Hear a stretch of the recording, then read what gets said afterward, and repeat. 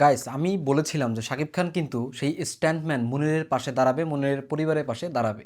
ঠিক তেমনটাই কিন্তু হয়েছে, বা আমরা জানতাম। আমাদের একটা কনফিডেন্ট লেভেল কিন্তু আছে, কনফিডেন্ট লেভেল সবসময় হাই থাকে শাকিব খানের বেলায়। কারণ আমরা আমাদের হিরোকে চিনি, আমাদের মেগাস্টারকে চিনি। তিনি অবশ্যই অবশ্যই সাহায্য করতেন এবং করেছেনও। সেইটা নাহিয়ান ইমন ভাইয়ের যদি আপনি একটা কমেন্ট দেখেন, সেটা দেখলে বুঝতে পারবেন। নাহিয়ান ইমন ভাই হচ্ছে চ্যানেল আয়ের বিনোদন সাংবাদিক, সবাই তাকে চেনে এবং তার কাছ থেকে আমরা সবসময় অথেন্টিক যে নিউজটা সেটা কিন্তু পেয়ে থাকি।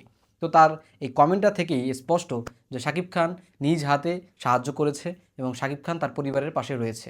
তো এইখানে যারা আসলে নেগেটিভিটি ছড়িয়েছিলেন, নায়িকা রত্নাসহ যে অপবাদগুলো দিয়েছিলেন, সেইগুলা কিন্তু সব কিছু একদম ব্রেক হয়ে গেছে। হ্যাঁ, তাদের কথার কোনো ভ্যালু এবং ভিত্তি কোনোটাই কিন্তু নেই, এটা কিন্তু আপনারা বুঝতে পেরেছেন।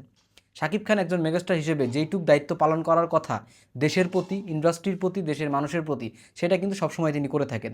দেশের যে কোনো ক্রান্তি লগ্নে, যে কোনো দুর্যোগে, যে কোনো বিপদে তিনি কিন্তু সবসময় সামাজিক মাধ্যমে সজাগ এবং সরব থাকেন, যেইটা অন্যান্য অনেক সেলিব্রিটিদেরকে আমরা দেখি না সরব থাকতে, বা তারা থাকেও না।